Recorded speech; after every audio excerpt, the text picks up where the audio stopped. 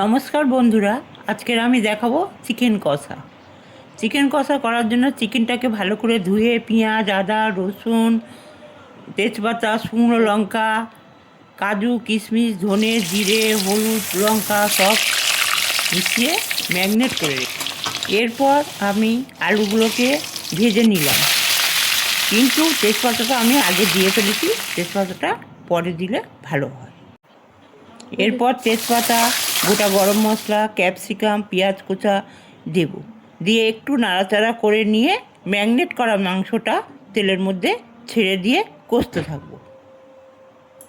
কিছুক্ষণ কষার পর ঢাকনা দেব, তারপর ঢাকনাটা খুলে ভাজা আলুগুলো দিয়ে আবার ঢাকা দেব। এইভাবে কষতে কষতে মাংসটা যখন তেল ছেড়ে দেবে তখন অল্প জল দিয়ে আবার ঢাকা দেব।